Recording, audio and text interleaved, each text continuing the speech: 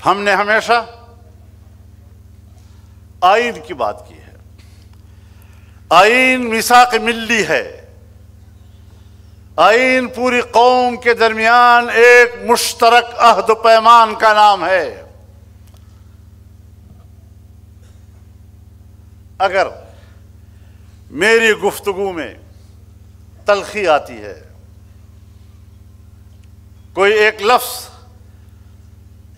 مقتدر قوتوں کو پسند نہیں آتا تو مجھے غدار بھی کہا جاتا ہے، مجھے ریاست کا دشمن بھی کہا جاتا ہے۔ اور جو لوگ آئین کے کچھ چند اوراق کا بوجھ تصور کرتے ہیں، جو لوگ آئین کی کوئی قدر و قیمت ان کی نظر میں نہ ہو، وہ اپنے آپ کو ریاست کا محافظ کہتے ہیں۔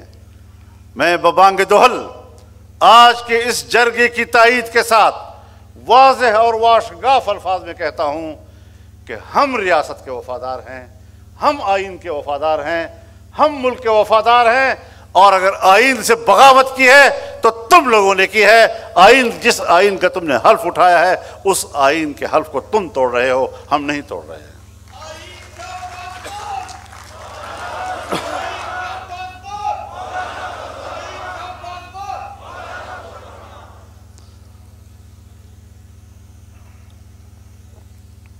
میرے دوستو، ہمارے حکمران بڑے آقا امریکہ کے بڑے پیروکار نظر آتے ہیں۔ جو مذہب ان کا ہوتا ہے وہی مذہب ان کا ہوتا ہے۔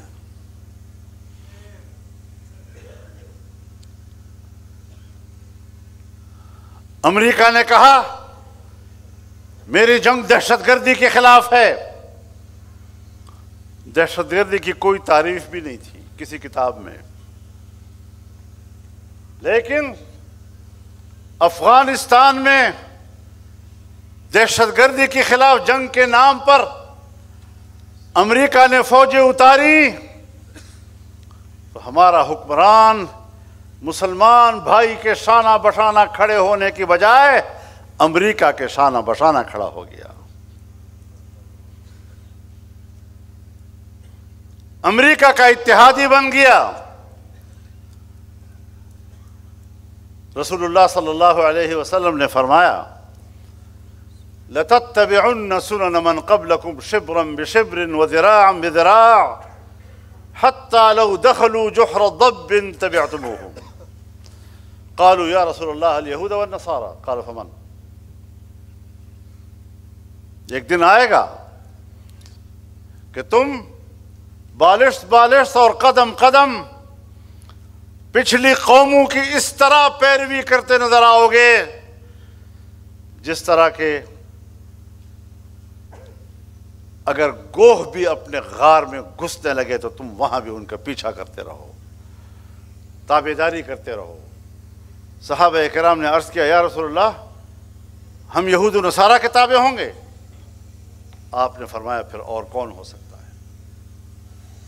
آج ہمارے حکمران ہیں، آج ہماری مقتدرہ ہے جو امریکہ اور مغرب کی غلام، جو ان کے پیروکار مسلمانوں کے خلاف فوراً بندوق اٹھانے والے، ریاستی طاقت استعمال کرنے والے، اور ہم اپنے بھائی کو اپنا دشمن کہتے نہیں تھکتے، لیکن کہیں امریکہ ناراض نہ ہو جائے۔ وہ امریکہ جو آج کہتا ہے، آج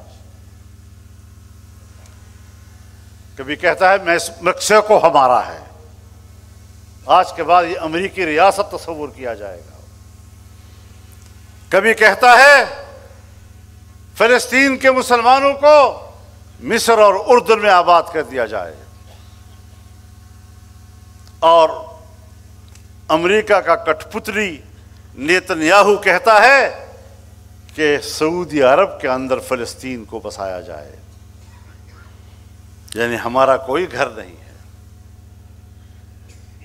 ہمارے ہر گھر پر تمہارا قبضہ، ہمارے گھر کی ملکیت تمہارے پاس، اور اگر آپ کے اس دعوے کو ہم تسلیم نہ کریں تو پھر تم ہم پہ جنگ مسلط کرتے ہو، انسانی حقوق کا سوال پیدا کرتے ہو جھوٹے دعوے کے ساتھ۔ آج پھر امریکہ اس بات پر غور کر رہا ہے کہ افغانستان میں دوبارہ جنگ شروع کر دی جائے، اور ہم ایک بار پھر افغانوں کو آپس میں لڑانے کے لیے ایک پراکسی اسٹیٹ کا کردار ادا کرنے کے لیے تیار ہو رہے ہیں۔ اب باتیں چھپتی نہیں ہیں،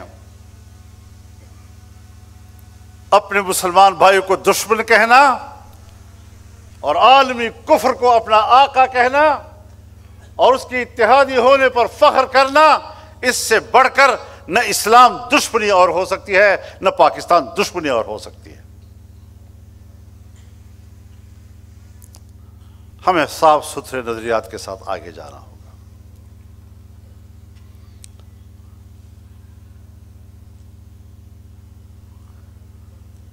یہاں پر اگر پشتون اپنے حقوق کے لیے اکٹھے ہوتے ہیں تو ہم ان پر گولیاں چلاتے ہیں،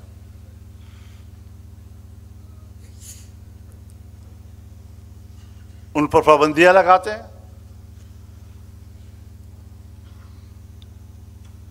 میں سوچتا ہوں کہ جب مجھ پر پابندی لگائی جاتی ہے، میری پارٹی پر پابندی لگائی جاتی ہے، تو یہ الزام ہے۔ اس الزام کی سزا مجھے اس وقت دی جا سکتی ہے اگر میرے خلاف کھلی عدالت میں مقدمہ چلایا جائے، میرے اوپر الزام ثابت ہو جائے، پھر ریاست کو مجھے سزا دینے کا حق حاصل ہے۔ لیکن اگر کسی عدالت کے سامنے آپ نے میرا مقدمہ لے کر نہیں گئے، آپ میرے پر الزام لے کر نہیں گئے اور میری پارٹی پر پابندی لگاتے ہیں، میری سیاسی رہنماؤں پہ پابندی لگاتے ہیں، میرے کارکنوں پہ پابندی لگاتے ہیں، تو پھر آئین کی خلاف ورزی تم کر رہے ہو، اس کی خلاف ورزی ہم نہیں کر رہے۔ سیاست میں تشدد، ہم تو اس کے خلاف ہیں۔